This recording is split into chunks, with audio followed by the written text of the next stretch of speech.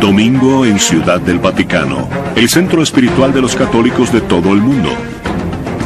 Pero hoy no es un día normal en la Santa Sede. Se realizan los preparativos. Se refuerza la seguridad. Y el Papa se dirigirá a la multitud de creyentes en la plaza de San Pedro. Mientras los fieles se preparan para dirigir la mirada a la ventana del cuarto piso del Palacio Apostólico, Su Santidad el Papa Benedicto está sentado al lado de otra ventana a 35.000 pies de altura. El Santo Padre está de regreso de un viaje al extranjero y nuestras cámaras lo acompañan en su viaje. Aunque el Papa viaja con estilo, no tiene su propio avión. Este es un avión comercial tipo charter italiano al que le han retirado algunos asientos para darle al Papa el espacio que un pontífice merece. ¿Y qué hay de las impenetrables puertas de la cabina de mando? Se abren para el Papa. Muchas gracias, que tenga un buen viaje de regreso a casa. Gracias, hijo. Bendiciones. Adiós. Además, no hay que preocuparse demasiado por la seguridad cuando hay 2 aviones de combate escoltándote a casa. A la llegada del pontífice a Roma, el ejército italiano se encarga de su traslado.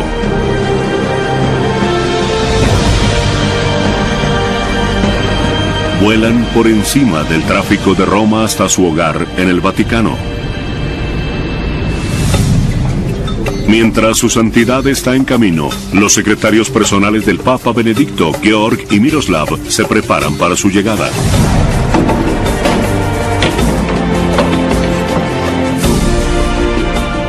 Mientras la multitud espera ansiosa poder vislumbrar al Santo Padre, nosotros lo llevaremos al interior de la oficina privada del Papa, ubicada en el cuarto piso por encima de la plaza de San Pedro, mientras se prepara para ofrecer su devoción semanal de cada domingo.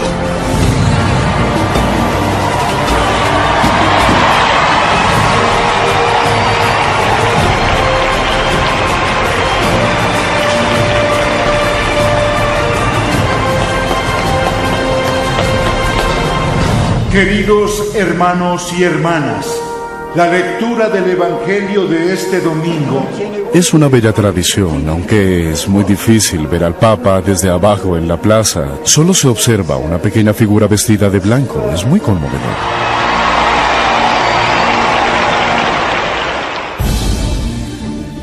Aunque la figura pública del Papa es lo que atrae multitudes al Vaticano, los aspectos privados llaman aún más la atención. Con un área de apenas un poco más de 40 hectáreas, 8 ciudades del Vaticano caben dentro del Parque Central de Nueva York. Aunque es el país más pequeño del mundo, tras sus muros se encuentran los secretos mejor guardados de la historia.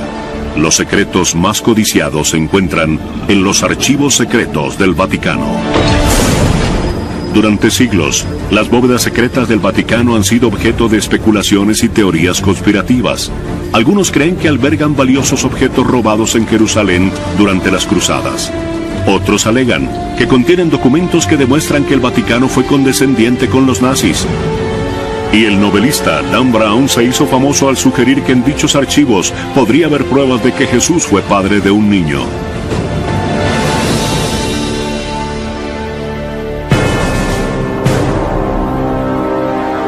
Los archivos secretos están ocultos a plena vista. La entrada sin nombre se encuentra aquí cerca del estacionamiento de los empleados al lado de la biblioteca. Justamente debajo de estos puestos de estacionamiento se encuentra esta bóveda subterránea de 2 pisos.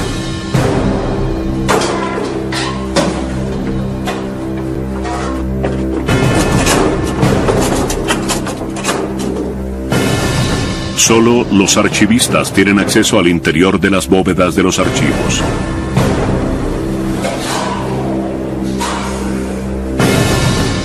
Pero se nos ha permitido ir más allá para mostrarles a ustedes el interior de los archivos secretos del Vaticano. Luca Carboni, curador de los archivos, nos ha otorgado un acceso exclusivo a esta inmensa colección de documentos históricos. En estas bóvedas hay cerca de 80 kilómetros de estantes, siglos de documentos históricos, correspondencia de familias reales, cartas papales y memorandos ultrasecretos que están bien guardados. Estamos en uno de los 5 depósitos de los archivos secretos del Vaticano. Por lo general, este depósito está restringido únicamente para el personal autorizado. Uno de los documentos más interesantes de los archivos es una nota escrita a mano por Miguel Ángel, que data de enero de 1550, mientras construía la cúpula de la Basílica de San Pedro. El Papa estaba enfermo y se habían suspendido los trabajos en la basílica, por lo que Miguel Ángel suplicaba a un obispo el pago de los 3 meses de salario que les debían a sus trabajadores. Se lo ruego, su ilustrísima, escribió, por el amor de San Pedro, su servidor, Miguel Ángel. Muchos creen que este es el origen del popular eufemismo en el idioma inglés, por el amor de Pedro. Increíblemente, esta carta apenas se descubrió en la última década. ¿Cómo una carta manuscrita de un artista tan famoso pudo haberse perdido durante tantos años? Napoleón es el culpable. En 1808, Napoleón estaba cerca de lograr su meta de dominar toda Europa. Con su ejército posicionado al norte de Italia, le exigió al Papa Pío VII que le entregara los estados pontificios a Francia. La respuesta del Papa fue la excomunión de Napoleón, por lo que éste ordenó que arrestaran al Papa. Luego, para afianzar su poderío sobre el papado, Napoleón ordenó el traslado de todos los archivos secretos a París. El Papa y los archivos secretos permanecieron encerrados durante casi 5 años. Tras la caída del Imperio Napoleónico en 1815, el Papa Pío quedó en libertad, pero el costo de transportar los archivos de regreso a Roma era muy alto. Por lo tanto, el cardenal que estaba a cargo de recuperar los archivos quemó algunos documentos. Otros miles se vendieron a mercaderes parisinos, quienes los utilizaron para envolver pan y pescado. Así que no es de extrañar que en la actualidad los archivistas continúen descubriendo documentos perdidos. Todavía estamos clasificando y ordenando los archivos. Por eso creo que aún quedan muchos documentos por descubrir. Pero, ¿cuáles son? No lo sé. Nuestras cámaras tienen acceso exclusivo a una serie de cartas privadas que se encuentran en los archivos. Las cartas ofrecen detalles asombrosos sobre la relación del Vaticano con Estados Unidos, como por ejemplo, esta carta casi nunca vista de la época de la Guerra Civil, que es tan frágil que se debe manipular con guantes blancos. Esta es una carta del presidente de los Estados Unidos de Norteamérica, Abraham Lincoln, al Papa. Data del año 1863. Esta es una carta formal, una carta burócrata en la que Lincoln le presenta al Papa a su enviado especial. Probablemente esta carta la escribió el secretario de Abraham Lincoln. Podemos ver la firma original del presidente en la parte posterior con una tinta diferente. Aquí tenemos la firma original del presidente Abraham Lincoln. Cuando Lincoln envió la carta, la guerra civil era atroz. Los soldados de la Confederación habían invadido el norte. La Unión había sufrido más de 250,000 bajas. No obstante, Lincoln no hace referencia al sangriento y mortal conflicto.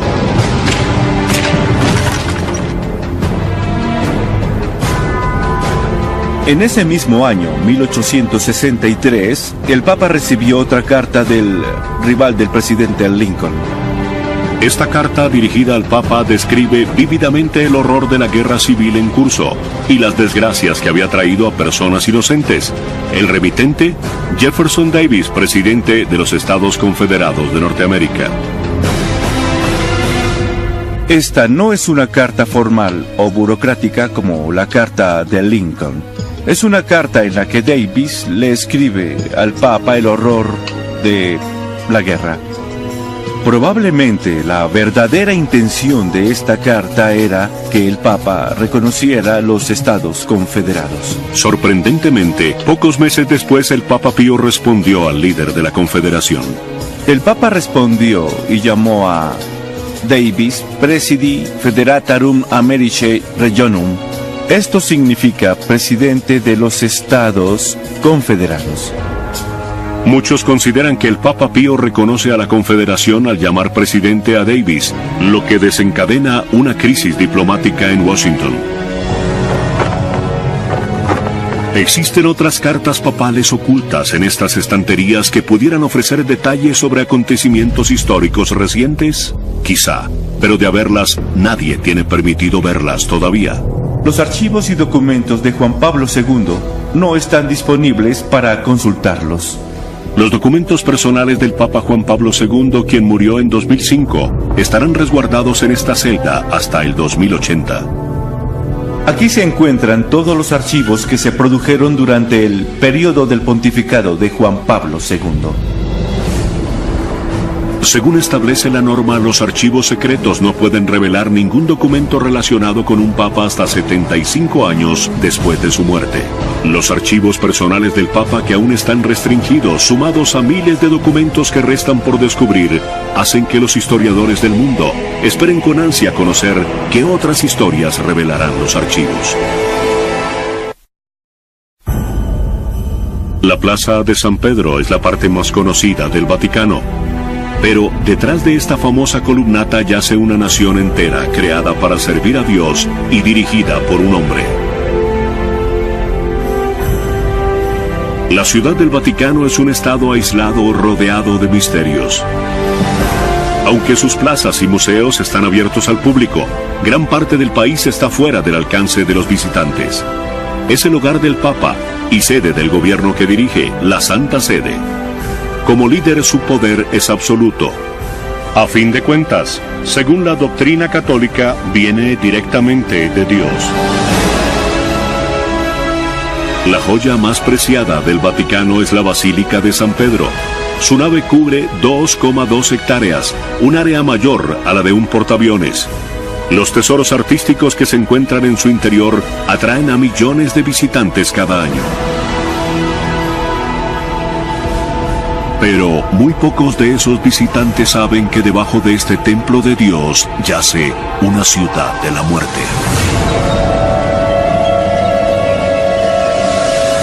La colina vaticana era una necrópolis.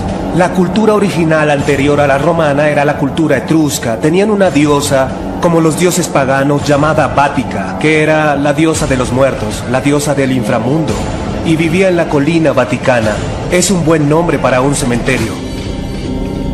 Actualmente, la Basílica de San Pedro está situada encima de ese antiguo cementerio y de algunos de los personajes más sagrados del catolicismo. Justamente debajo de la cúpula de Miguel Ángel se encuentra la entrada a un laberinto de cavernas, donde por lo general no se admiten cámaras. Conduce al que quizás es el tesoro más preciado del Vaticano. El cardenal Angelo Comastri, arcipreste director de la Basílica, nos guiará a través de sus grutas y nos mostrará el Confesio, un área sagrada cuyo acceso está permitido únicamente a los miembros de mayor rango de la Iglesia. Dentro se encuentra una pista relacionada con el propio Jesucristo. Nos encontramos en el centro de la basílica, debajo del baldaquino de Bernini, debajo de la cúpula de Miguel Ángel. Aquí pueden ver el símbolo que caracteriza a San Pedro, la cruz invertida. La historia de esta majestuosa basílica comienza en el año 64 después de Cristo, cuando el iracundo emperador Nerón ordena incendiar una zona de barrios para abrir espacio y construir un nuevo palacio. El fuego se descontrola y casi destruye toda Roma. Nerón necesitaba un chivo expiatorio. Y los miembros de un culto emergente que se hacen llamar cristianos, dirigidos por el apóstol Pedro, son el blanco perfecto. Pedro era un forajido. El hecho de ser cristiano en ese periodo de tiempo, en los inicios del Imperio Romano, se consideraba una traición, era un delito. Nerón acorraló a los cristianos y ordenó ejecutarlos públicamente, incluso a Pedro, su líder de 64 años, el primer discípulo de Jesucristo. Según la leyenda, Pedro pidió que lo crucificaran al revés. Sentía que no era digno de morir como su Salvador. Se dice que Pedro fue enterrado en una tumba poco profunda en la colina vaticana. Con el paso de los siglos, esa tumba se perdió. En el siglo IV, el cristianismo ya se había popularizado, tanto así que el emperador romano Constantino construye una nueva iglesia en la colina vaticana. Aunque no se sabía la ubicación exacta de la tumba de Pedro, la iglesia se construye donde los rumores indicaban que estaban sus huesos. Constantino se dirige hacia donde le indican las leyendas locales y construye la primera basílica de San Pedro. No es inteligente conmemorar de una manera física el sitio donde se encontraba Pedro. Recordemos que la población era analfabeta. En el siglo XVI el papado se ha tornado rico y poderoso. Y comienza la construcción de una nueva iglesia digna de su poderío.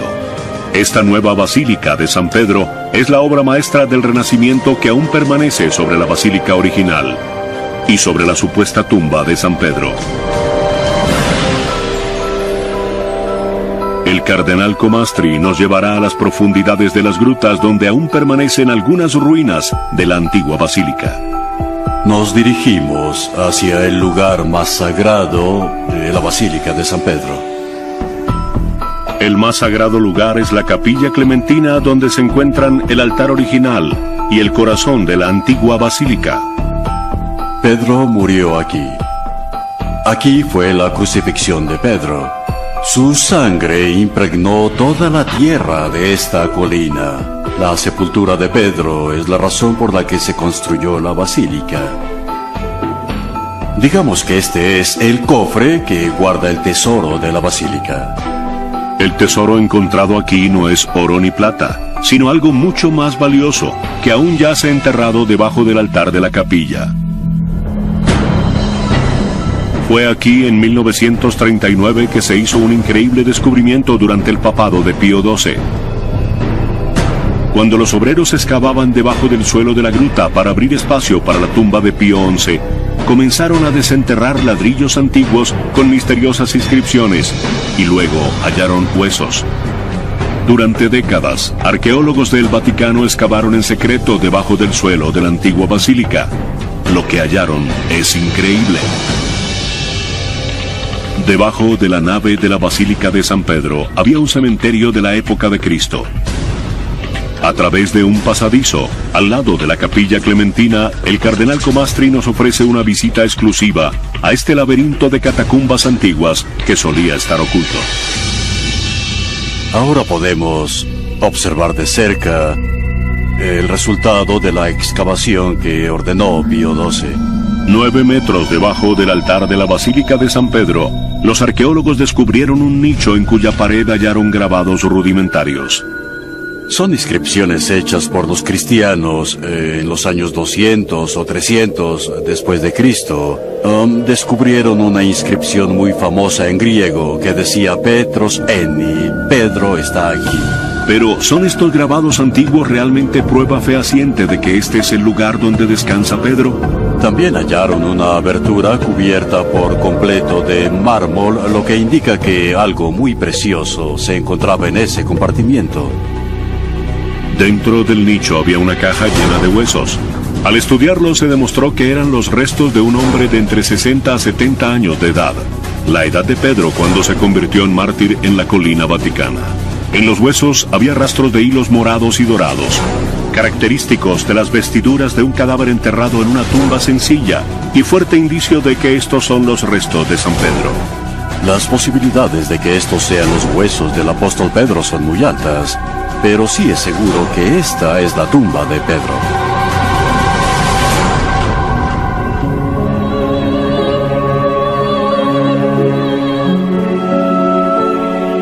Después de visitar la sepultura del primer papa de la historia, San Pedro, el cardenal nos mostrará el lugar del descanso eterno del último Santo Padre, Juan Pablo II.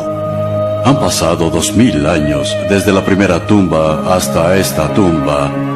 2000 años de historia de la Iglesia. Cuántas tempestades, cuántas tormentas, cuántas persecuciones. Cuántas personas pensaron que la Iglesia estaba por perecer. Y la Iglesia sigue viva.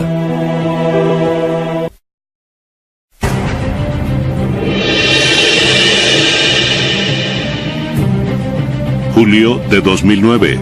Hoy se hará historia en el Vaticano. El Papa Benedicto XVI espera un invitado muy especial.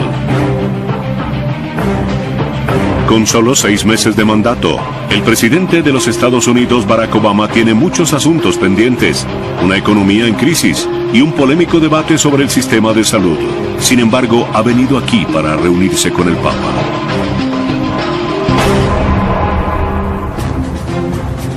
Cuando un presidente en ejercicio se reúne con el Papa, se debe cumplir un estricto protocolo. Se toman fotografías.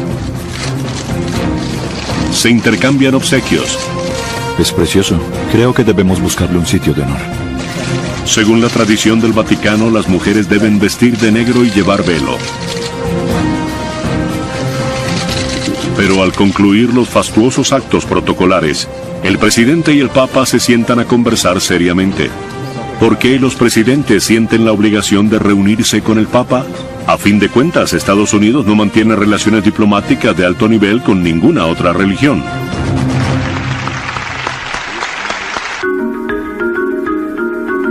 Esta relación es muy importante porque reúne al líder del mundo libre con uno de los principales líderes religiosos de la civilización occidental. Tuvimos la oportunidad exclusiva de entrevistar al embajador estadounidense Miguel Díaz, responsable de mantener el diálogo entre el presidente Obama y el Papa. No nos relacionamos con la Santa Sede bajo la perspectiva de una relación con la institución religiosa. Nuestro interés es la política exterior.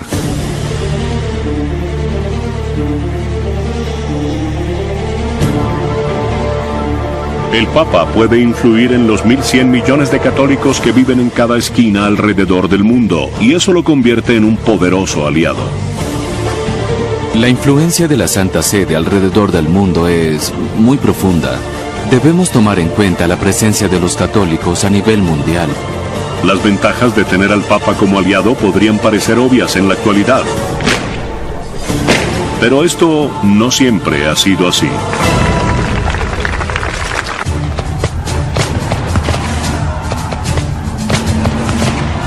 Estados Unidos fue creado por hombres que lucharon y derramaron su sangre por la libertad de culto. Los padres fundadores eran renuentes a relacionarse con el Vaticano. Consideraban a la Iglesia Católica como una institución represiva contraria a la Ilustración. Había cierto recelo hacia el Papa. Para ellos hacía parte de una conspiración a nivel mundial para suprimir las libertades por las que estos nuevos estadounidenses habían luchado tanto. La desconfianza de Estados Unidos hacia el Vaticano continuó durante gran parte del siglo XIX. En 1850 el Papa Pío IX donó una piedra de mármol para la construcción del monumento a Washington. La noche en que llegó, una turba enfurecida anticatólica tomó la piedra papal, la destruyó y luego la arrojó al río Potomac. Con el paso de los años, la Casa Blanca se mantuvo alejada del Vaticano, recelosa del poder del Papa. Esos temores llegaron al límite en 1960, cuando John F. Kennedy se postuló a la Casa Blanca, apenas el segundo candidato católico de un partido mayoritario. Algunos electores temían que se convirtiera en un títere del Papa. Su iglesia ha declarado que tiene el privilegio, el derecho y la responsabilidad de guiar a sus miembros en diferentes aspectos de la vida, incluso en el ámbito político. No soy candidato presidencial de la Iglesia Católica. Soy candidato del Partido Demócrata y además soy católico. No hablo en nombre de mi iglesia en asuntos públicos. Y la iglesia no habla en mi nombre.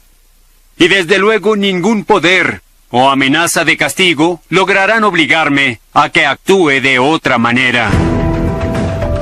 En las elecciones presidenciales más reñidas en más de 40 años, Kennedy vence a Nixon en las urnas. 8 meses más tarde, Camelot visita el Vaticano.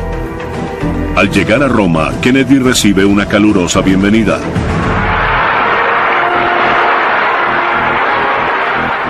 Pero en Estados Unidos algunos están preocupados. Hubo debate sobre su identidad como católico, inquietudes relacionadas con la primera enmienda y la separación de la Iglesia y del Estado.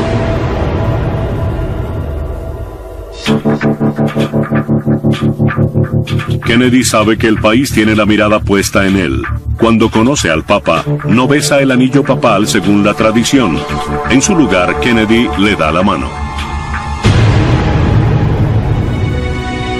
Los estadounidenses captan el mensaje. Kennedy no pondrá su religión por encima de su país.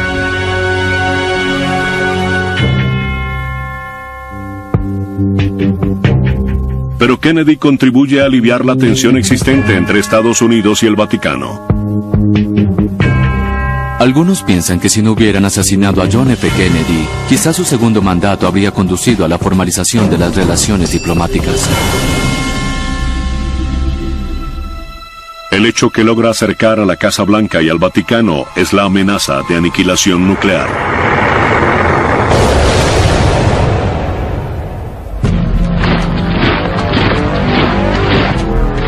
Cuando la Guerra Fría entre Estados Unidos y la Unión Soviética lleva a las superpotencias al borde de la Tercera Guerra Mundial, el Vaticano demuestra que puede ser un aliado estratégico de Estados Unidos.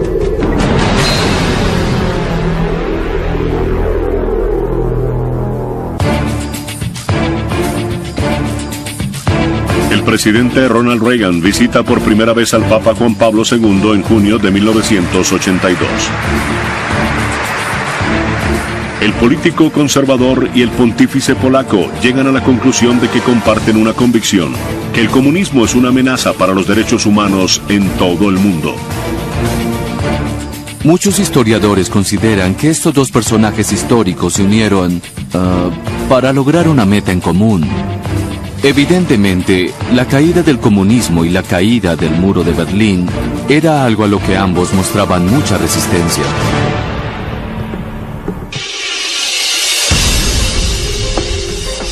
Mientras Reagan intimida a los soviéticos con un arsenal de misiles, el Papa Juan Pablo se reúne en secreto con el director de la CIA.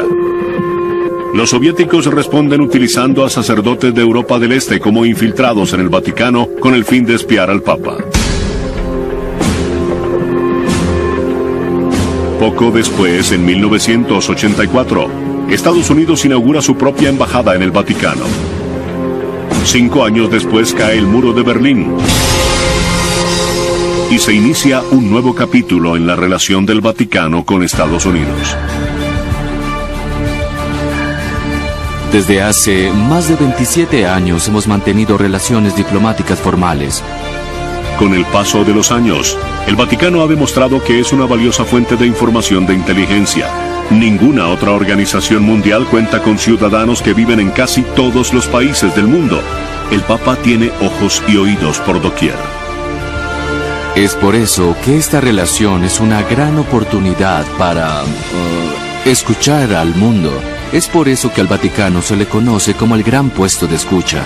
La comunicación puede generar información importante en tiempos de crisis, pero también es importante en tiempos de paz y tranquilidad.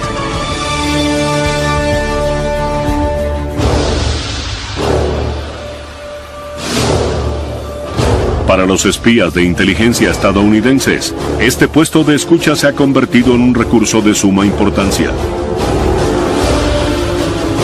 Una vez más, Estados Unidos y el Vaticano se enfrentan a un enemigo común. En 2008, Osama Bin Laden lanza una amenaza de muerte contra el Papa Benedicto. Luego vino la publicación de unos dibujos en el marco de una nueva cruzada en la que el Vaticano juega un papel muy importante y de larga data. Irónicamente, luego de los temores que se generaron a raíz de la religión católica del presidente Kennedy, es un comandante en jefe metodista quien más se acerca al Papa. George Bush se reunió en varias ocasiones con Juan Pablo II antes de su muerte y luego con el Papa Benedicto XVI. Eran hombres que pertenecían a dos iglesias con amplias diferencias y denominaciones diferentes, pero que compartían una visión cristiana del mundo y un compromiso con lo que ellos consideraban un valor universal. De manera que se formó una especie de baluarte contra el islamismo radical en la era del terrorismo. Esa fue una alianza clave. El 16 de abril del año 2008, el presidente Bush fue el anfitrión de una fiesta de cumpleaños para el Papa Benedicto, en el jardín de la Casa Blanca. George Bush realmente no escatimó esfuerzos. Fue una visita fabulosa. Nunca lo olvidaré. Pocos papas han celebrado su fiesta de cumpleaños en la Casa Blanca. Creo que solo uno. Es una escena que los padres fundadores nunca habrían imaginado. Una prueba de cuán lejos ha avanzado la relación entre Estados Unidos y el Vaticano.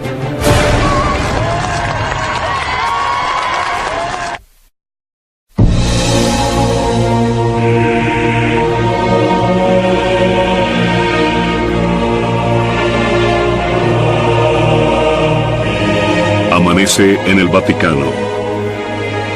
Y la Santa Sede se prepara para recibir a otros 30.000 visitantes diarios.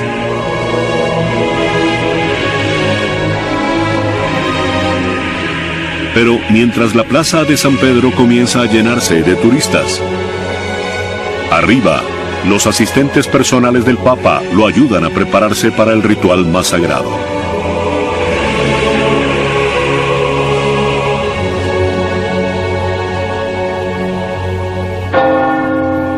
Esta es la capilla privada del Sumo Pontífice.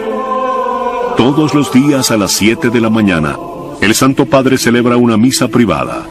Benedicto XVI es el 256º Papa de una sucesión de papas de casi 2000 años de antigüedad. La palabra papa no entró en uso sino varios siglos después de Cristo. Proviene del griego papa, que significa padre, y el Papa es el Santo Padre. Es una denominación de honor. Él es el vicario de Cristo, el representante de Cristo en la tierra.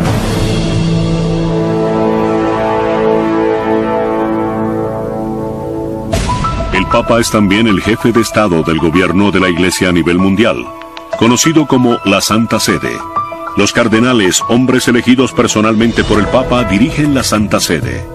Su nombre no proviene del ave, más bien el nombre del ave viene de ellos. El rojo brillante simboliza la sangre que ellos están dispuestos a derramar al servicio del Santo Padre. Nadie puede dirigir una comunidad de 1.100 o 1.200 millones de fieles alrededor del mundo. Así que establecieron una superestructura administrativa. La figura del Papa es necesaria para que sirva de mediador y de árbitro alguien que tenga la última palabra. Su santidad es también el jefe diplomático de la Iglesia. Hace un llamado a los líderes mundiales y ejerce la influencia de los católicos sobre quienes están al mando. Las apariciones de la Virgen han sucedido. En el año 2008, el Papa Benedicto viajó a Nueva York para dirigirse a las Naciones Unidas. Durante su visita tomó prestado el helicóptero de la Marina del presidente y fue protegido por el servicio secreto. Era apenas la cuarta vez que un papa visitaba el organismo internacional y el Papa Benedicto recibió una cálida bienvenida.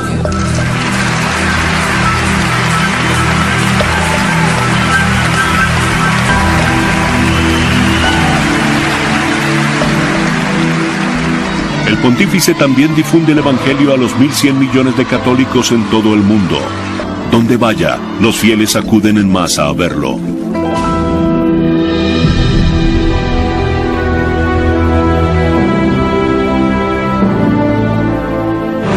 En ocasiones más sombrías, como la visita a la zona cero con los socorristas, su sola presencia sagrada trae consuelo.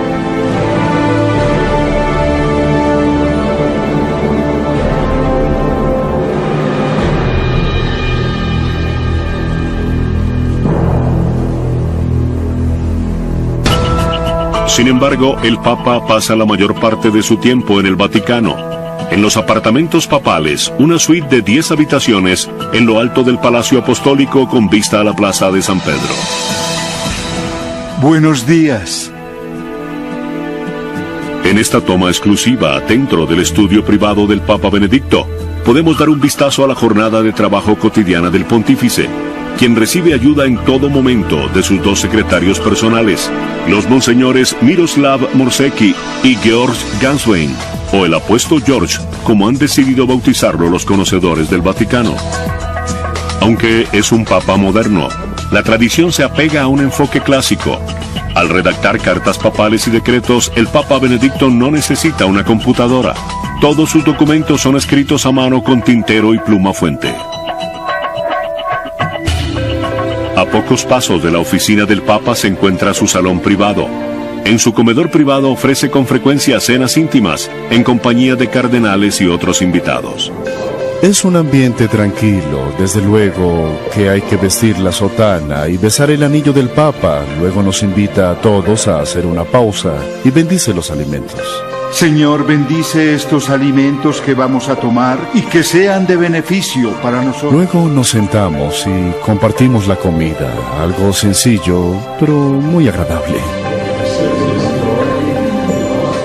Las dos cocineras personales del Papa preparan sus comidas, pero una de las cosas favoritas del Papa Benedicto no necesita mucha preparación: refresco de naranja.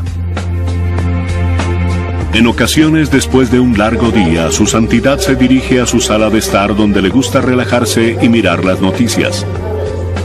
El Papa Benedicto también tiene un piano en su sala, y aunque no tiene mucho tiempo para tocarlo, a veces se escucha música de Schubert desde los apartamentos papales.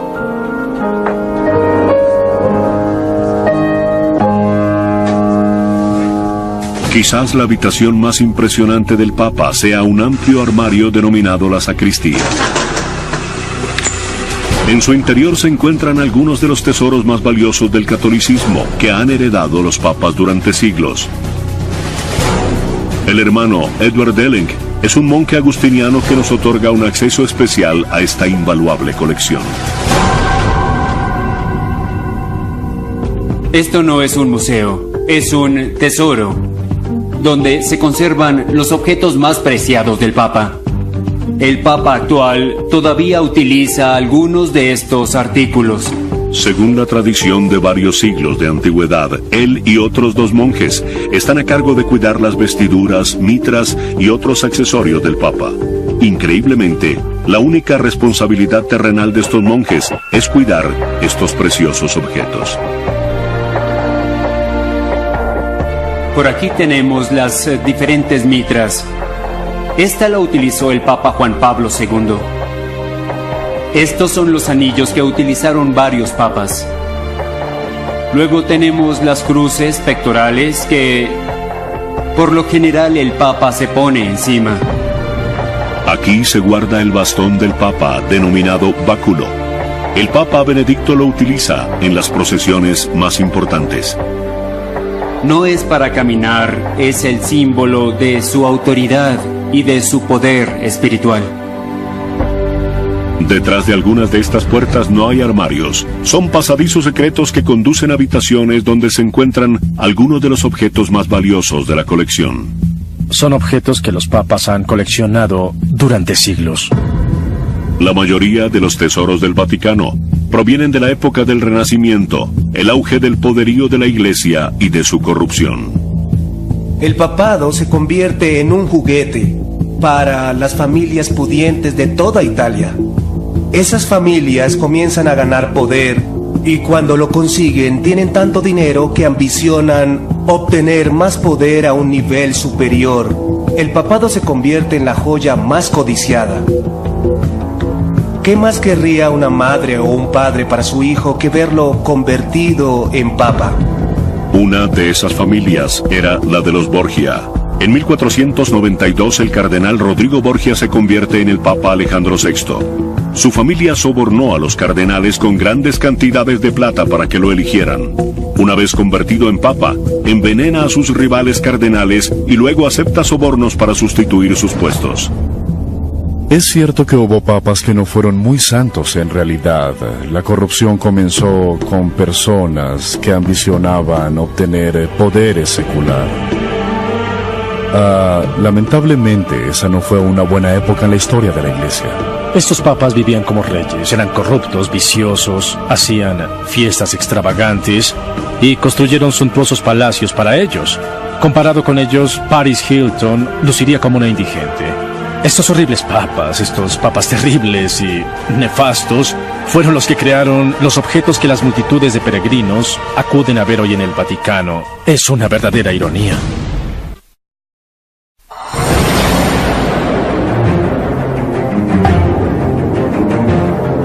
En el interior del Vaticano se encuentra una habitación. Esta contiene los tesoros más valiosos del Papa. Las vitrinas de la sacristía papal están llenas de preciosos objetos en plata y oro, invaluables obsequios de monarcas europeos que tienen siglos de antigüedad. Y esta es apenas una fracción de la riqueza de la Iglesia.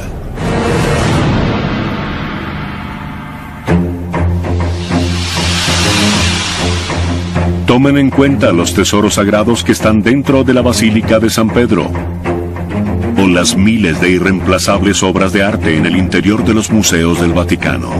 Los objetos que se exhiben en el Vaticano son apenas la mitad de lo que había.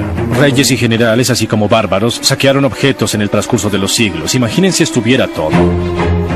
Solo la Capilla Sixtina tiene un valor estimado de $800 millones.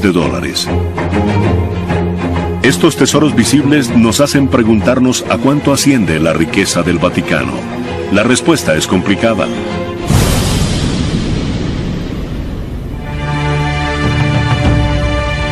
La gente visita el Vaticano y piensa, la iglesia es rica. Pero muchos de esos objetos son obras de arte sacro. No se pueden robar una pintura del Vaticano y venderla, ni ofrecerla en eBay. Son piezas invaluables. El fastuoso arte que vemos en el Vaticano se originó en el auge del poderío del papado durante el Renacimiento.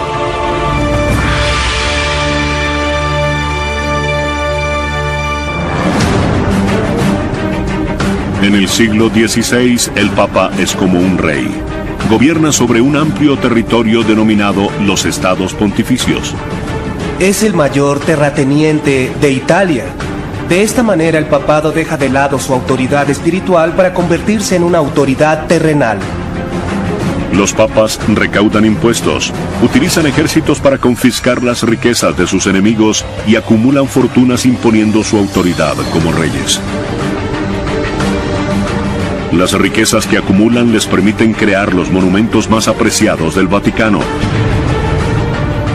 La Basílica de San Pedro, el techo de la Capilla Sixtina, las estancias de Rafael e incluso el Palacio Apostólico, todos creados durante el siglo XVI por estos papas pudientes. Desde luego, todo eso fue arrasado en el siglo XIX.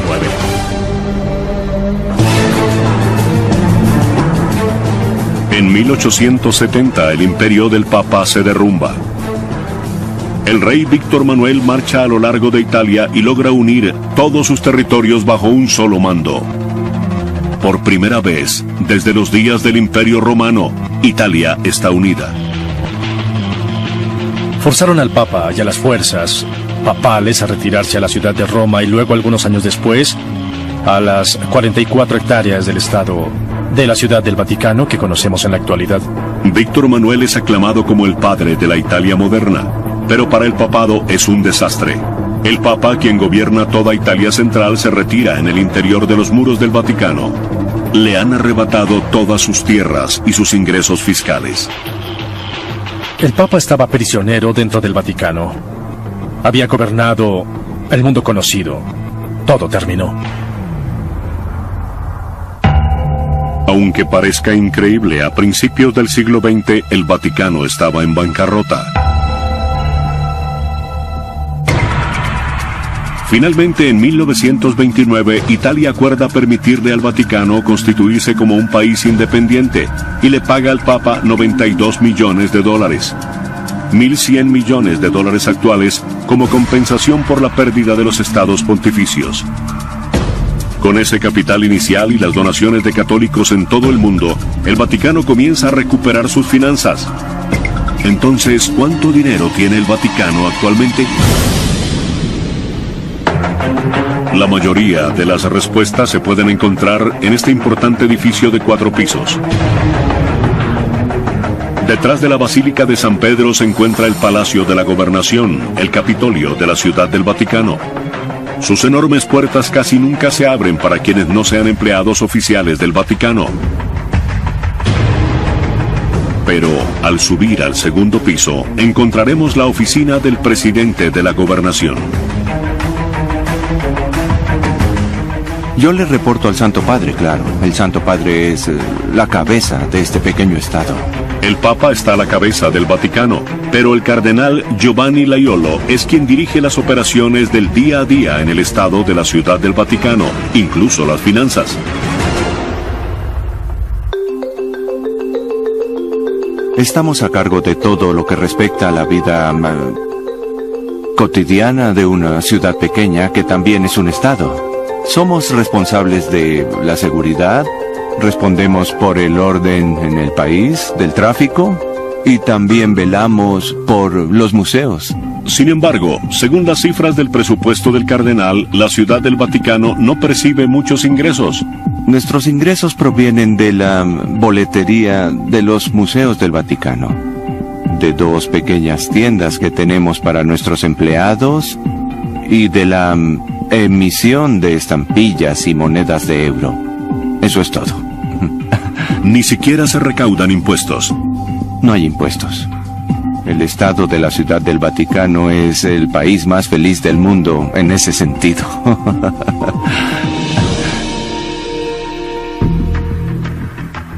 Quizás el cardenal deba pensar en algún impuesto. Según el presupuesto del año 2009, los gastos de la Iglesia Católica alrededor del mundo fueron de $320 millones, y solo obtuvo $315 millones en ingresos. En los últimos 2 años hemos tenido déficit. El hecho de que su presupuesto esté en rojo no implica que el Vaticano no tenga dinero. El verdadero secreto de la riqueza del Vaticano se halla aquí, en esta antigua torre de piedra.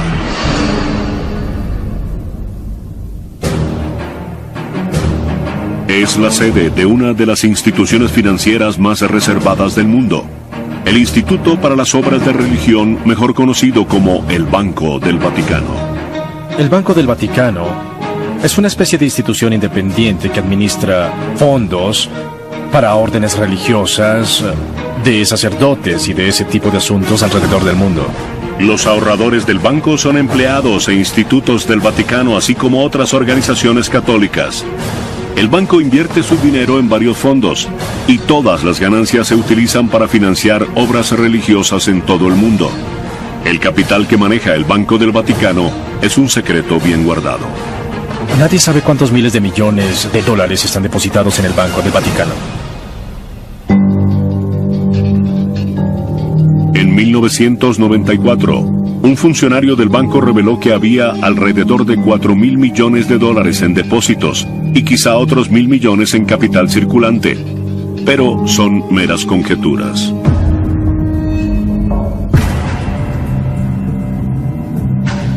Lo que sí sabemos es que la Iglesia y sus diócesis locales son uno de los más grandes terratenientes del mundo. Se estima que el valor de sus propiedades en la ciudad de Nueva York se eleva a más de $2.500 millones. En Roma, el terreno que ocupa el Vaticano está valorado en alrededor de $1.500 millones.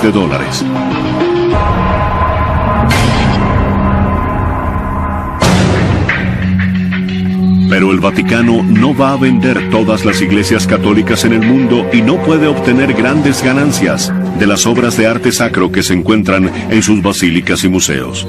Hay personas que dicen que deberían vender todas las obras y utilizar el dinero para ayudar a los pobres. Es una noble idea, pero las magníficas obras de arte del Vaticano son también una herencia cultural y un legado de Italia. El Papa se considera un protector de ese legado.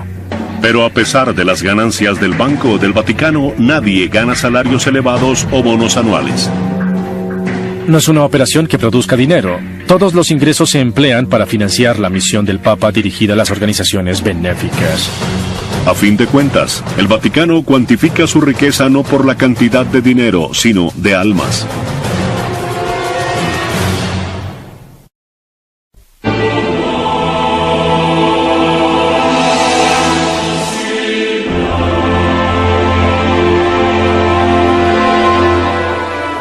Entre los miles de adoquines de granito en la plaza de San Pedro se halla una única losa blanca. Marca el lugar de una de las mayores fallas de seguridad en la historia del Vaticano. A las 5:15 de la tarde se oyeron unos disparos.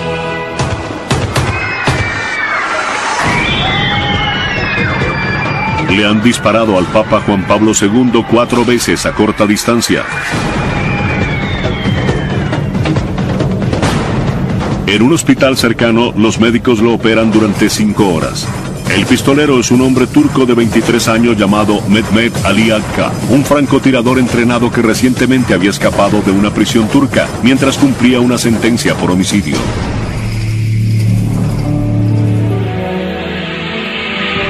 Miles de fieles seguidores del Papa Juan Pablo II se reúnen en la Plaza de San Pedro en una emotiva vigilia para esperar noticias sobre el destino de su líder espiritual.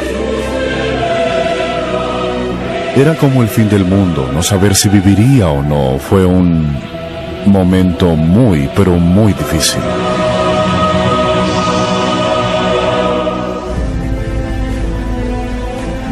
Para alivio de sus seguidores, el Papa Juan Pablo II logra una asombrosa recuperación.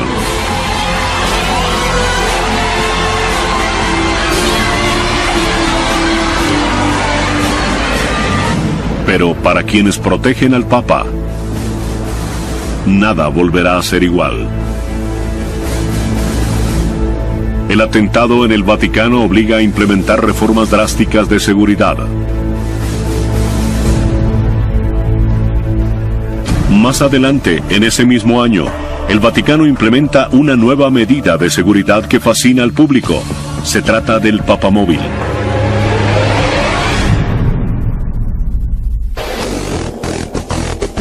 El Papamóvil que el Papa Benedicto utiliza actualmente es una camioneta Mercedes-Benz clase M personalizada. Protege al Papa con un vidrio de doble capa a prueba de balas, y aunque las ventanas se pueden bajar, al Papa se le recomienda categóricamente mantenerlas arriba. Está equipado con un blindaje de 5 centímetros de espesor y una carrocería a prueba de explosiones. El vidrio a prueba de balas está diseñado para detener proyectiles de alto calibre.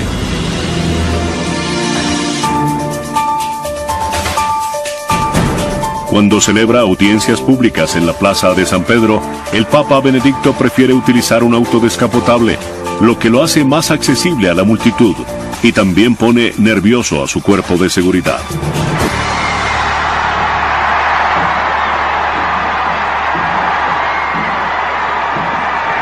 Esta notable vista desde la parte posterior de la cabeza del Papa muestra lo vulnerable que es.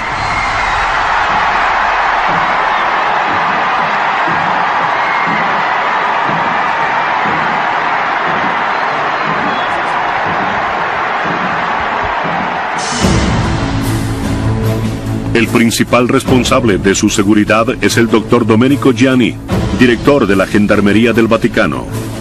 El cuerpo de la Gendarmería es la policía del Estado del Vaticano y está a cargo de todos los asuntos relativos a la seguridad. Los miembros de la Gendarmería siempre están alerta porque, aunque parezca increíble, la Ciudad del Vaticano tiene la tasa de criminalidad más alta del mundo, si se mide en función de su escasa población. La razón es que los millones de turistas que visitan en masa la Plaza de San Pedro y los museos del Vaticano cada año son un blanco tentador para los carteristas. Pero la responsabilidad del director de la Gendarmería es garantizar la seguridad del Santo Padre. En la Nochebuena del año 2009, una mujer suiza de 25 años saltó sobre la barrera dentro de la Basílica de San Pedro.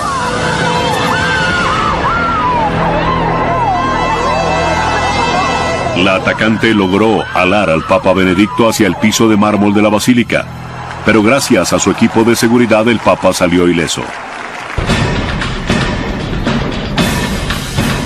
Al estar expuesto a ataques como estos y amenazas contra su vida donde quiera que vaya, un cuerpo de seguridad vestido de civil parecido al Servicio Secreto de Estados Unidos acompaña al Santo Padre.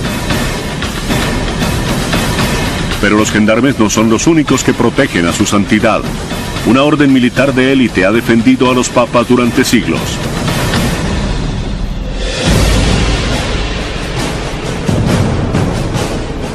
Se trata de la Guardia Suiza.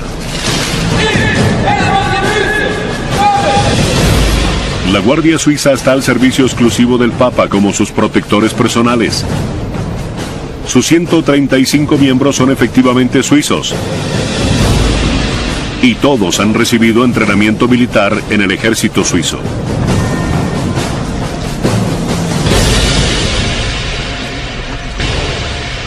El cuartel de la Guardia Suiza está ubicado en el área más antigua del Vaticano, a pocos pasos de los apartamentos papales, lo que permite a la Guardia actuar con rapidez a la hora de defender al Santo Padre. El cabo Urs Breitenmoiser lleva 13 años protegiendo al Papa. Nos mostrará el interior de la armería de la Guardia Suiza, un lugar fuera de los límites de los turistas, donde se conservan las armas que durante siglos se han utilizado para proteger al Papa. Esto hace parte del Museo de la Armería de Armas Antiguas, que se han conservado desde el siglo XV. Lo más interesante de estos yelmos es que, como pueden ver, tienen el sello papal de Julio II, fundador de la Guardia Suiza. El origen de la Guardia Suiza se remonta al año 1505, cuando el Papa Julio II contrató su propia fuerza de mercenarios para protegerse. No se dejen engañar por su uniforme ceremonial. Quizás sea el ejército más pequeño del mundo, pero la Guardia Suiza es una verdadera fuerza militar. Los guardias suizos son tiradores muy hábiles. Han entrenado con rifles de asalto SG-550 y ametralladoras MP-7 con proyectiles capaces de perforar blindaje. ¡Fuego!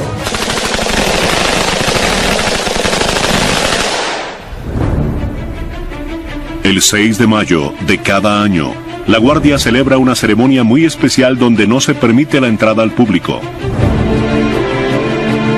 Es un ritual sagrado, pues el Papa juramenta a los nuevos miembros de la Guardia Suiza. La primera vez que estuve cerca del Santo Padre, sentí una gran emoción al poder saludarlo. Fue algo increíble. La fecha tiene un significado especial para la Guardia Suiza. Es el aniversario de su mayor sacrificio. En mayo de 1527, Carlos V y su ejército de 16.000 hombres invadieron Roma. Están saqueando la ciudad. Los soldados cabalgan dentro de la iglesia. Ponen a prueba el valor de Roma en un ataque frontal. ¿Es posible que el papado esté al borde del abismo? Superados en número y enfrentados a una muerte segura, 147 guardias suizos se mantuvieron firmes en las escaleras de la Basílica de San Pedro mientras saqueaban la antigua ciudad. Fueron masacrados, pero su misión fue un éxito. Mientras daban su vida por el Santo Padre, un destacamento de guardias escoltó al Papa Clemente a salvo fuera del Vaticano. Tuvo que huir para salvarse. Tuvo que salir corriendo y la Guardia Suiza, esos mercenarios fueron quienes lo salvaron. Huyó a través de un pasadizo secreto desde la iglesia hasta el castillo de Sant'Angelo. El Passetto di Borgio es una ruta de escape de 804 metros de largo construido dentro de una pared en el año 852. Este pasadizo, otrora secreto, conduce desde el Vaticano hasta el castillo de Sant'Angelo, fuertemente amurallado. Desde aquí el Papa Clemente resistió contra los invasores durante 8 días antes de rendirse, pero la Guardia Suiza y el Passetto habían salvado su vida.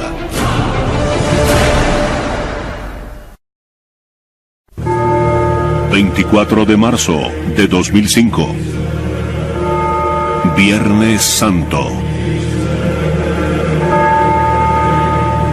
La Semana Santa está alcanzando su clímax en Roma. Se acerca el domingo de Pascua. Pero dentro de los apartamentos papales, Juan Pablo II está agonizando.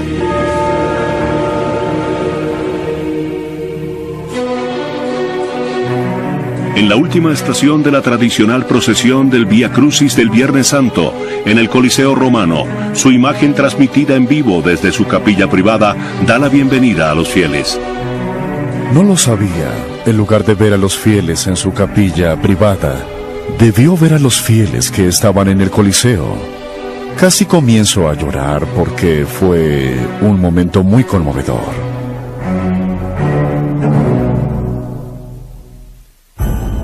Marzo 27 de 2005. Domingo de Pascua.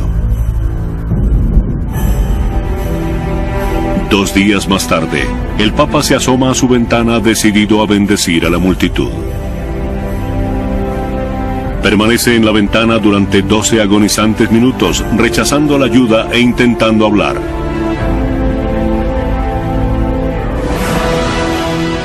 Esa sería su última aparición en público.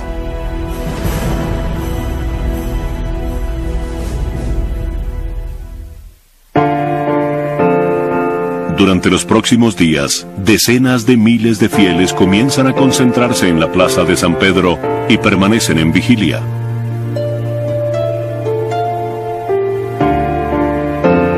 El 2 de abril, cerca de las 3:30 de la tarde, el Papa le susurra a sus 2 fieles asistentes: «Permítanme partir a la casa de mi padre». Luego cae en coma. A las 9:37 de la noche, el Papa Juan Pablo II es declarado muerto. A las 9:37, nuestro Santo Padre, Juan Pablo II, ha regresado a la morada celestial del Padre Eterno.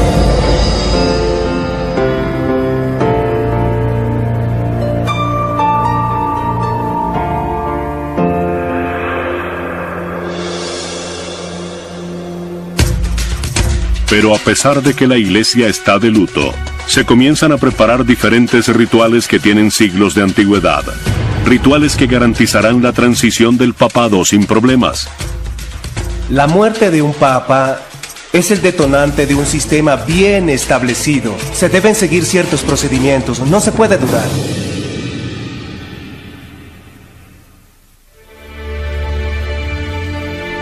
En la capilla del Papa, los más allegados y los cardenales ofrecen sus últimas oraciones junto a su cuerpo. Luego se coloca el cuerpo en capilla ardiente en la Sala Clementina, donde dignatarios y jefes de Estado lo visitan para presentarle sus últimos respetos.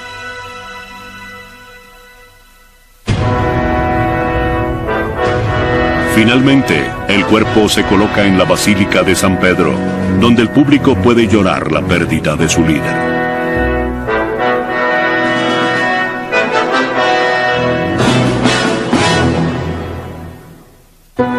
Según la tradición, el cuerpo del Papa se coloca dentro de un ataúd de ciprés. Las manos y el rostro se cubren con seda blanca. Al finalizar las últimas oraciones, descienden el cuerpo a las catacumbas debajo de la Basílica de San Pedro, su lugar del descanso eterno.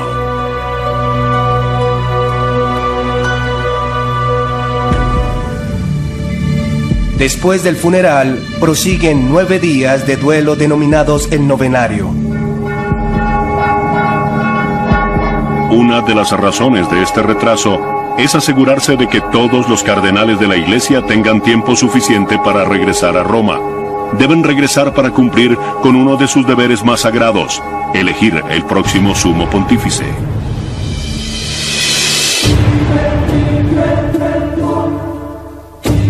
Se denomina cónclave, una tradición de 1000 años de antigüedad llena de rituales que hoy sigue vigente.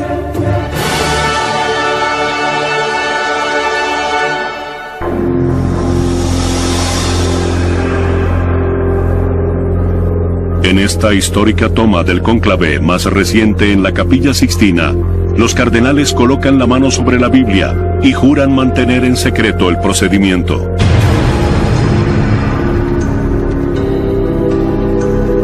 Al finalizar las últimas oraciones, el maestro papal de ceremonias pronuncia las más famosas palabras en latín: Extra omnis. Eso significa literalmente fuera todos los ajenos. El término cónclave proviene del latín cum clavis, bajo llave. Los cardenales se encierran bajo la mirada vigilante de las figuras del mural de Miguel Ángel, El Juicio Final.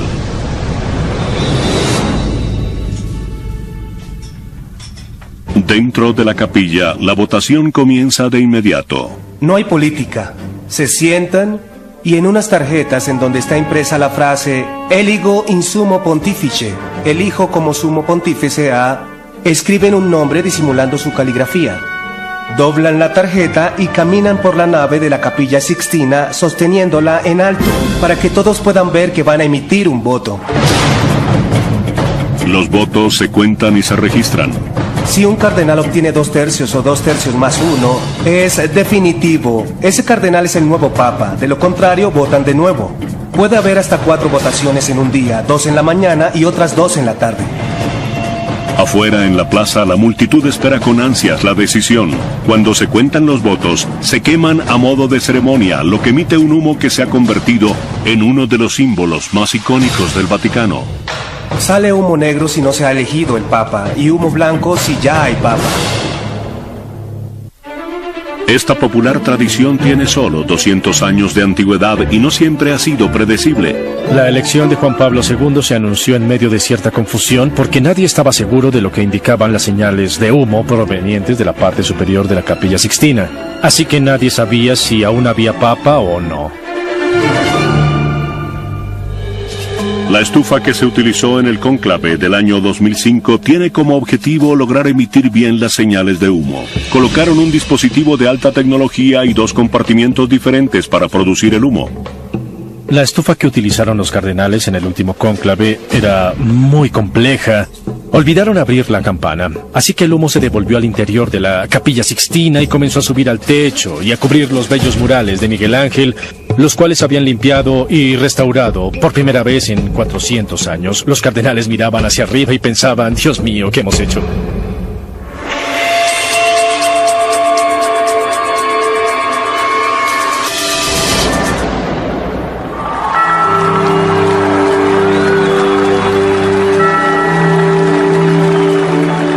Mientras la multitud espera impaciente por conocerlo, el nuevo papa se retira a una pequeña habitación cerca de la capilla, donde lo visten con sus nuevas vestiduras blancas. No es como el presidente de Estados Unidos, a quien eligen un martes del mes de noviembre, pero no toma posesión sino varios meses después, el 20 de enero. El elegido es papa desde ese instante. Luego, el nuevo papa regresa a la Capilla Sixtina para saludar a los cardenales y anuncia su nuevo nombre. Cuando se elige al papa se le pregunta cómo quiere ser llamado. ¿Por qué el papa cambia de nombre? En el año 533 se eligió a un papa cuyo nombre era Mercurio. Consideraron que era una mala idea que el papa tuviera el nombre de un dios pagano, así que tomó por nombre Juan, fue Juan II. La última vez que un papa no cambió de nombre fue en el 1500.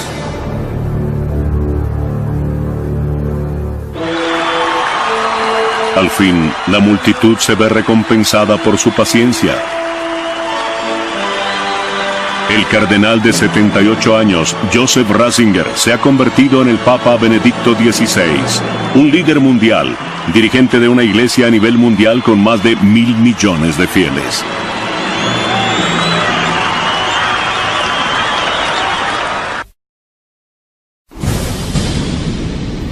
Muchos asumen que el Vaticano, el icónico baluarte de la cristiandad, es enemigo de la ciencia. Pero al contrario de esta creencia popular, la Iglesia posee una tradición científica que data de varios siglos.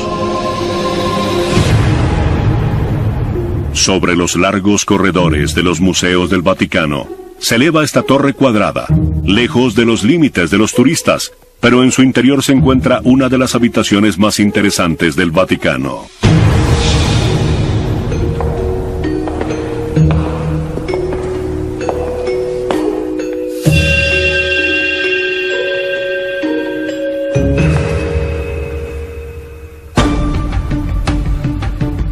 Se le conoce como la Torre de los Vientos y fue construida en 1580. En el año 45, Julio César instituyó el calendario juliano. Pero en la época en que se construyó la torre, había sospechas de que el calendario juliano estaba equivocado. Esta habitación es un instrumento científico creado para mostrarle al Papa que el antiguo calendario juliano estaba equivocado. Esta habitación se diseñó para comprobar la exactitud del calendario, midiendo la altitud del Sol al mediodía, en función de las estaciones meteorológicas. Al mediodía, el Sol proyecta un punto de luz cerca de este meridiano. En el equinoccio de primavera, El rayo de sol debía caer en este símbolo grabado en el piso, pero llegado el momento, el rayo cayó afuera. Ello demostró que el calendario estaba equivocado. Un año solar era 11 minutos más corto de lo que se había planteado. Con el paso del tiempo, esos minutos se tornaron significativos. Un día por siglo no causaba muchos problemas, pero ya después de 15 días comenzaba a sumar. Por lo tanto, el Papa Gregorio XIII ordenó eliminar 10 días del mes de octubre de 1582 del calendario. También decretó que el año nuevo comenzaría el 1 de enero y no al final de marzo como estaba establecido.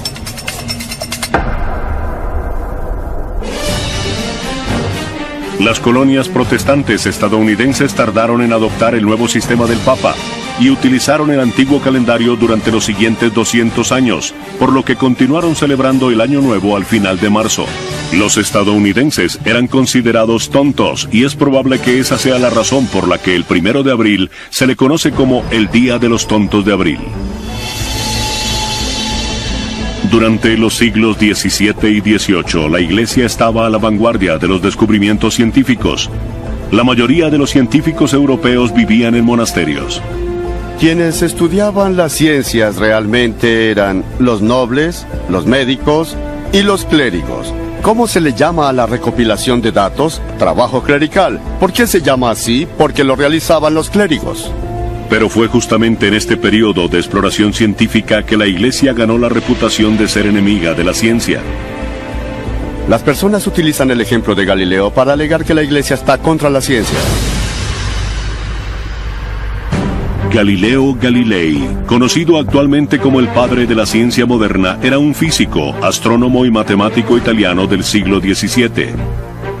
Inspirado en las teorías de Copérnico, descubrió pruebas de que la Tierra en realidad giraba alrededor del Sol. La idea de que la Tierra giraba en torno al Sol y no al contrario, como se había pensado hasta ahora, infundió mucho miedo. El Vaticano no estaba preparado para aceptar ese hecho. Detrás de la decisión del juicio y la sentencia de Galileo había mucho temor y también era una cuestión de autoridad. No les gustó que Galileo les demostrara que estaban equivocados y que no hubiera cómo negarlo. Así que dijeron, sí podemos negarlo porque no es un hecho hasta que nosotros digamos que lo es. Compareció ante la Inquisición, bajo sospecha de herejía. Lo obligaron a retractarse públicamente de sus descubrimientos. Galileo fue sentenciado a arresto domiciliario, por lo que se vio obligado a mantener sus hallazgos a puerta cerrada durante el resto de su vida. El Vaticano ha progresado mucho desde la época de Galileo, y ya no asume que las palabras de la Biblia sean hechos científicos. Una característica de un libro científico es que dentro de 10 años estará desactualizado. La Biblia no ha perdido vigencia, por lo tanto la Biblia no es un libro científico, y no ayuda en nada a intentar convertirla en un libro científico.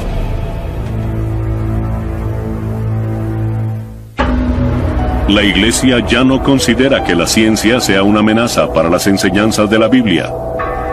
En la actualidad, cuando el Vaticano mira hacia el cielo, lo hace a través de telescopios. La astronomía es la única ciencia que verdaderamente eleva el alma humana. Incluso un niño de 6 años tiene la capacidad de mirar al cielo y decir, vaya. El Papa Pablo VI tenía un gran interés en la astronomía. Y cuando el hombre exploró el espacio por primera vez, Este es un pequeño paso para el hombre, pero un gran salto para la humanidad.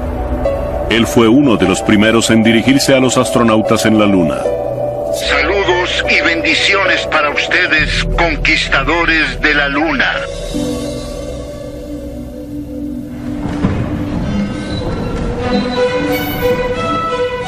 El Observatorio del Vaticano se encuentra al lado de la residencia de verano del Papa en la localidad de Castel Gandolfo.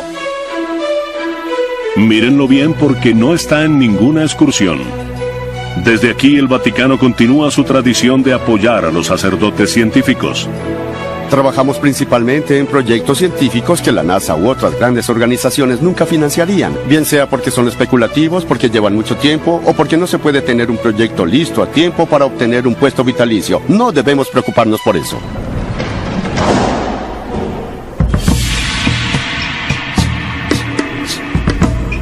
Ahora la Iglesia es tan progresista que en el año 2009, el Vaticano fue el anfitrión de una conferencia para debatir la posibilidad de que exista vida en otros lugares del universo. Siempre nos preguntan si bautizaríamos a un extraterrestre. Yo solo lo haría si me lo pidieran. Y por lo que sabemos, el agua es un veneno para ellos. Hay que tener cuidado. La religión es la razón por la cual soy científico. La importancia de plantearnos preguntas como si existen los extraterrestres o si las computadoras serán inteligentes, no se trata de encontrar la respuesta. No lo sabemos. Pero eso nos obliga a reflexionar sobre ello más profundamente, porque la religión y la ciencia tienen sin duda un punto en común y es el ser humano, que estudia la ciencia y tiene una religión. En la actualidad el Papa es una celebridad mundial. Donde quiera que vaya, multitudes de personas le dan la bienvenida. Bien sea por un profundo sentimiento de fe o por mera curiosidad. Pero al Papa no le interesa la fama, solo tiene un objetivo en mente.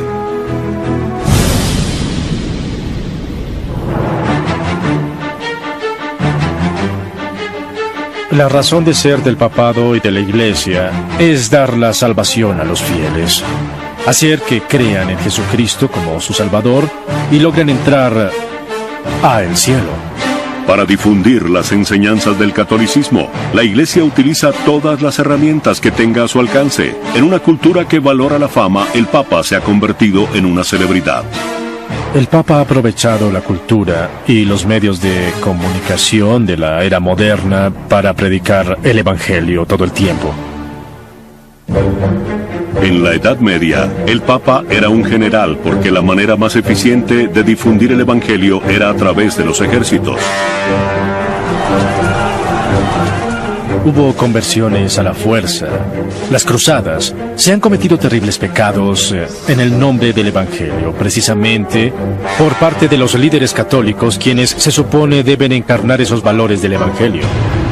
Con el paso de los siglos, el mensaje de la Iglesia ha sido siempre el mismo, pero el Vaticano ha hallado una manera menos sangrienta de difundir el Evangelio.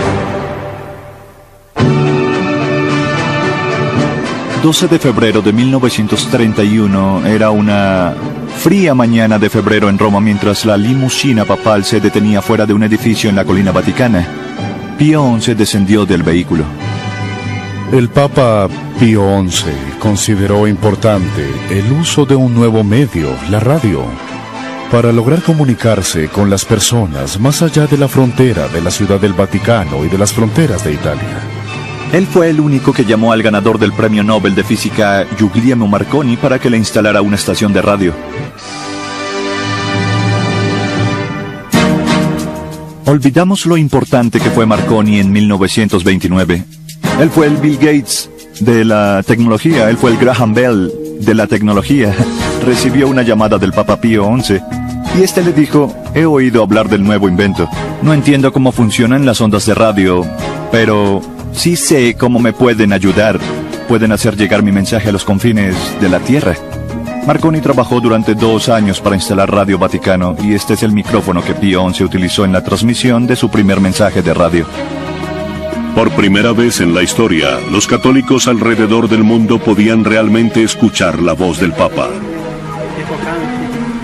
Hasta hace 150 o 200 años, la mayoría de los católicos no sabían quién era el Papa, ni siquiera su nombre. ¿Pueden imaginar entonces la emoción que significaba escuchar la voz del Papa? Eso era revolucionario.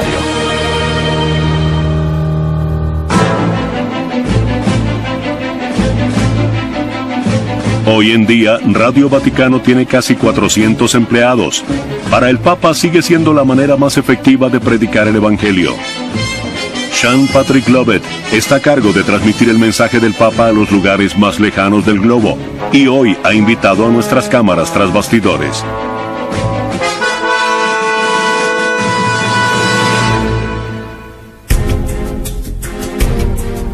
Transmitimos en 40 idiomas diferentes, representamos a 90 nacionalidades diferentes, así que tenemos una especie de Naciones Unidas en miniatura aquí. En muchos de los países donde el Vaticano desea transmitir su mensaje, la radio es el único vínculo con el mundo exterior. Es por eso que el Vaticano invierte $25 millones al año en esta estación, cerca de la 12ª parte de todo su presupuesto. La radio es el único medio de comunicación que continúa y continúa adaptándose a las necesidades de la era moderna. Es muy importante. La radio es el medio que el Vaticano aún utiliza para llegar más allá de las fronteras, pero fue la televisión lo que convirtió al Papa en una celebridad. La televisión realmente ha transformado el papado. Ahora los papas son celebridades mediáticas, viajan por el mundo hacia los fieles. El Papa, en cierta manera, se ha convertido en el párroco de todos. El maestro indiscutible de los medios de comunicación fue Juan Pablo II. Las cámaras convirtieron a este carismático comunicador en uno de los papas más populares de la historia. Debido a que Juan Pablo II había sido actor, tenía el don de comunicarse con las personas utilizando habilidades teatrales sin ser dramático. La manera como se agachaba para besar el suelo, la manera como se inclinaba para besar a los enfermos. Él era un maestro de las acciones simbólicas, y esas actitudes eran perfectas para la televisión.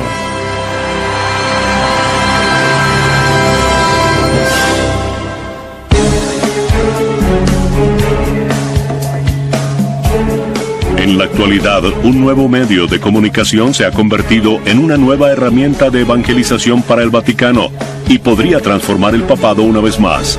Esta es la era del Vaticano cibernético. Cada papa ha debido predicar según la época en la que se encuentra, sea a través de Facebook o Twitter. Jesús predicaba sobre las aves en el cielo y ahora tuiteamos sobre el Evangelio.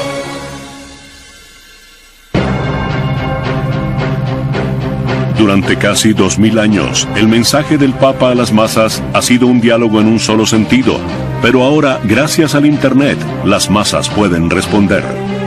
El mensaje sigue siendo el mismo, pero el medio ha cambiado.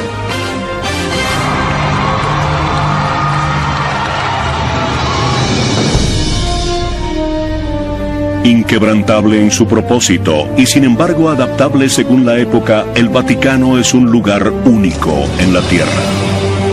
Es una entidad espiritual y sin duda ha habido cambios en estos 2000 años, pero la Iglesia es una constante moral y doctrinal en una sociedad de culto que cambia constantemente. La Iglesia continúa viva, no por la fuerza del hombre, o por la inteligencia del hombre, o tal vez por la riqueza de la Iglesia. La Iglesia vive gracias a una garantía divina. Lo que hace especial al Vaticano es su dedicación fundamental a algo que va más allá de sí mismo. Y mientras sea eso lo que nos guíe, mientras el Espíritu Santo esté ahí, continuará siendo el mismo lugar. La Iglesia pretende estar en el mundo, pero no pertenecer a él. Y todos en nuestras vidas siempre debemos enfrentar lo que es importante a corto plazo y a largo plazo.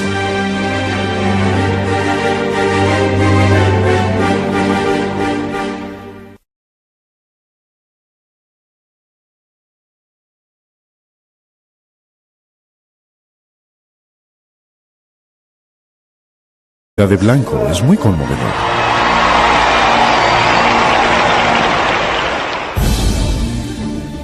Aunque la figura pública del Papa es lo que atrae multitudes al Vaticano, los aspectos privados llaman aún más la atención. Con un área de apenas un poco más de 40 hectáreas, 8 ciudades del Vaticano caben dentro del Parque Central de Nueva York. Aunque es el país más pequeño del mundo, tras sus muros se encuentran los secretos mejor guardados de la historia. Los secretos más codiciados se encuentran en los archivos secretos del Vaticano. Durante siglos, las bóvedas secretas del Vaticano han sido objeto de especulaciones y teorías conspirativas. Algunos creen que albergan valiosos objetos robados en Jerusalén durante las cruzadas. Otros alegan que contienen documentos que demuestran que el Vaticano fue condescendiente con los nazis. Y el novelista Dan Brown se hizo famoso al sugerir que en dichos archivos podría haber pruebas de que Jesús fue padre de un niño.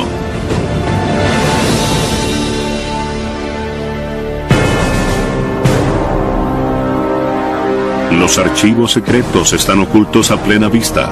La entrada sin nombre se encuentra aquí cerca del estacionamiento de los empleados al lado de la biblioteca. Justamente debajo de estos puestos de estacionamiento se encuentra esta bóveda subterránea de 2 pisos.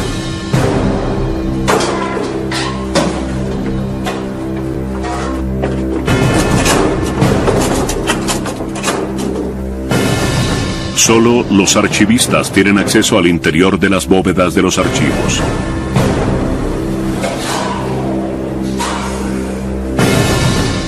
Pero se nos ha permitido ir más allá para mostrarles a ustedes el interior de los archivos secretos del Vaticano.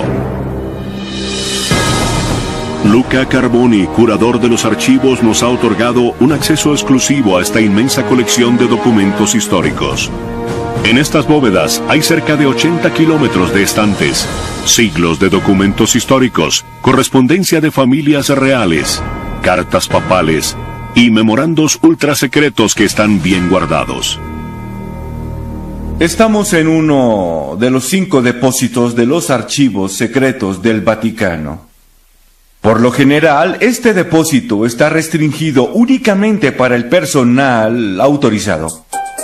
Uno de los documentos más interesantes de los archivos es una nota escrita a mano por Miguel Ángel, que data de enero de 1550, mientras construía la cúpula de la Basílica de San Pedro. El Papa estaba enfermo y se habían suspendido los trabajos en la Basílica, por lo que Miguel Ángel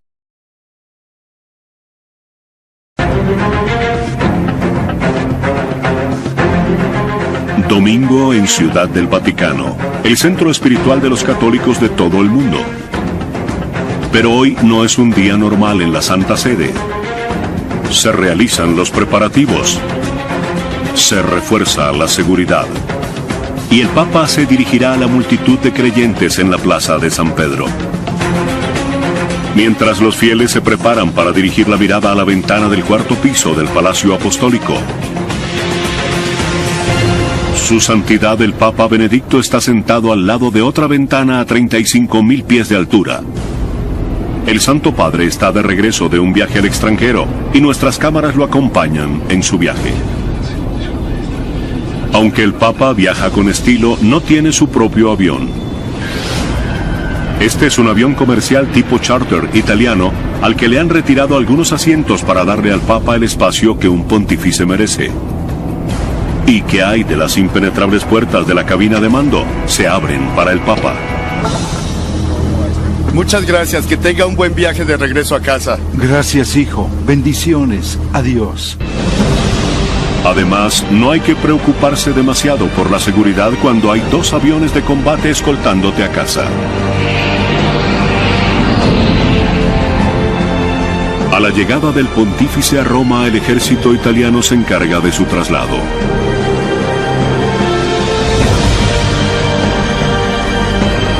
Vuelan por encima del tráfico de Roma hasta su hogar en el Vaticano. Mientras su santidad está en camino, los secretarios personales del Papa Benedicto, Georg y Miroslav, se preparan para su llegada.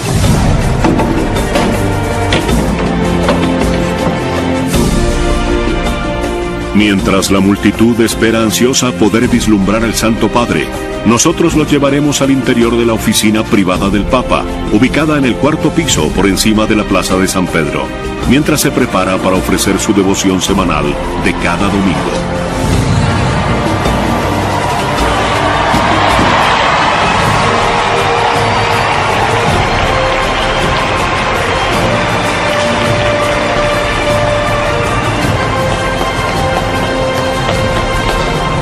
Queridos hermanos y hermanas, la lectura del Evangelio de este domingo Es una bella tradición, aunque es muy difícil ver al Papa desde abajo en la plaza. Solo se observa una pequeña figura vestida. Él suplicaba a un obispo el pago de los 3 meses de salario que les debían a sus trabajadores.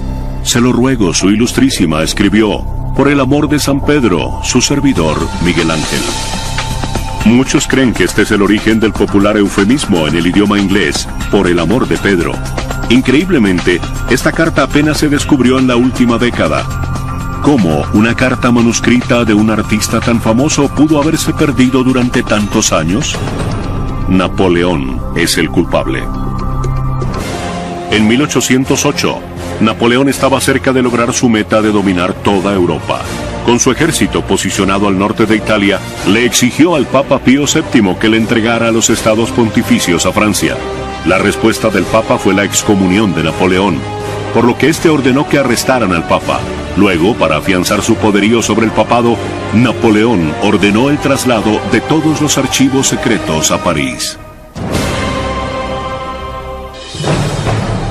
El Papa y los archivos secretos permanecieron encerrados durante casi 5 años. Tras la caída del Imperio Napoleónico en 1815, el Papa Pío quedó en libertad, pero el costo de transportar los archivos de regreso a Roma era muy alto. Por lo tanto, el cardenal que estaba a cargo de recuperar los archivos quemó algunos documentos. Otros miles se vendieron a mercaderes parisinos, quienes los utilizaron para envolver pan y pescado. Así que no es de extrañar que en la actualidad los archivistas continúen descubriendo documentos perdidos.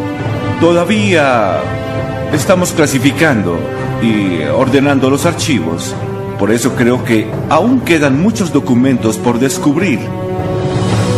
Pero, ¿cuáles son? No lo sé. Nuestras cámaras tienen acceso exclusivo a una serie de cartas privadas que se encuentran en los archivos.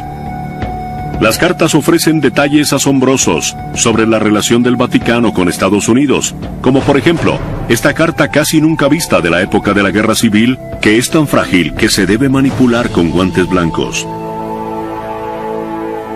Esta es una carta del presidente de los Estados Unidos de Norteamérica, Abraham Lincoln, al Papa. Data del año 1863. Esta es una carta formal, una carta burócrata en la que Lincoln le presenta al Papa a su enviado especial. Probablemente esta carta la escribió el secretario de Abraham Lincoln. Podemos ver la firma original del presidente en la parte posterior con una tinta diferente.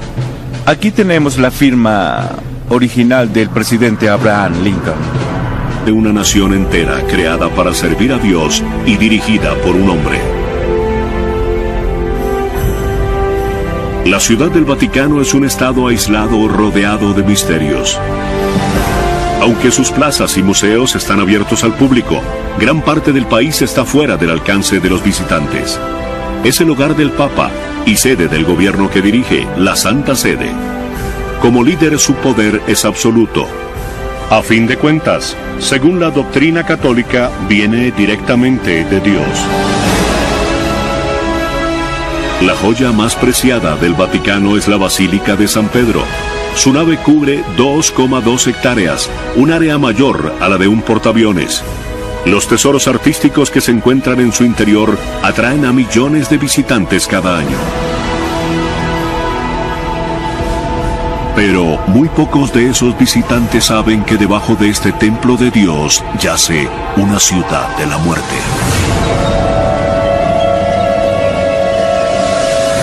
La colina vaticana era una necrópolis. La cultura original anterior a la romana era la cultura etrusca. Tenían una diosa, como los dioses paganos, llamada Bática, que era la diosa de los muertos, la diosa del inframundo, y vivía en la colina vaticana. Es un buen nombre para un cementerio. Actualmente, la Basílica de San Pedro está situada encima de ese antiguo cementerio y de algunos de los personajes más sagrados del catolicismo. Justamente debajo de la cúpula de Miguel Ángel se encuentra la entrada a un laberinto de cavernas, donde por lo general no se admiten cámaras.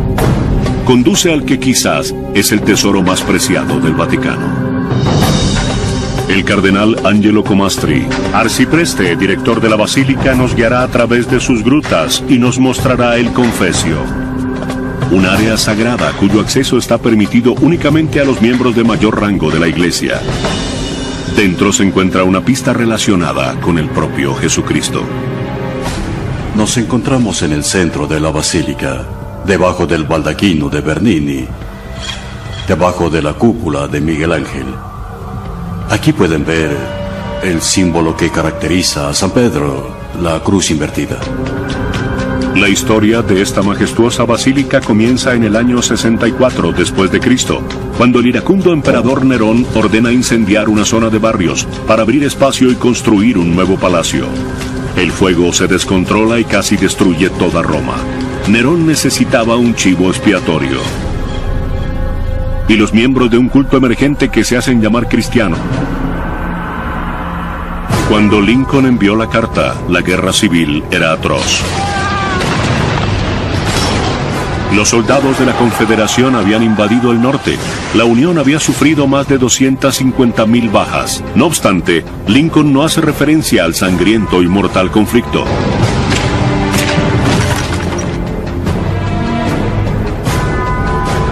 En ese mismo año, 1863, el Papa recibió otra carta del rival del presidente Lincoln. Esta carta dirigida al Papa describe vívidamente el horror de la guerra civil en curso y las desgracias que había traído a personas inocentes. El remitente, Jefferson Davis, presidente de los Estados Confederados de Norteamérica. Esta no es una carta formal o burocrática como la carta de Lincoln. Es una carta en la que Davis le escribe al Papa el horror de la guerra. Probablemente la verdadera intención de esta carta era que el Papa reconociera los Estados Confederados. Sorprendentemente, pocos meses después el Papa Pío respondió al líder de la Confederación. El Papa respondió y llamó a Davis Presidi Federatarum Americae Regionum. Esto significa presidente de los Estados Confederados. Muchos consideran que el Papa Pío reconoce a la Confederación al llamar presidente a Davis, lo que desencadena una crisis diplomática en Washington. ¿Existen otras cartas papales ocultas en estas estanterías que pudieran ofrecer detalles sobre acontecimientos históricos recientes? Quizá, pero de haberlas, nadie tiene permitido verlas todavía. Los archivos y documentos de Juan Pablo II no están disponibles para consultarlos. Los documentos personales del Papa Juan Pablo II, quien murió en 2005, estarán resguardados en esta celda hasta el 2080. Aquí se encuentran todos los archivos que se produjeron durante el periodo del pontificado de Juan Pablo II. Según establece la norma, los archivos secretos no pueden revelar ningún documento relacionado con un papa hasta 75 años después de su muerte.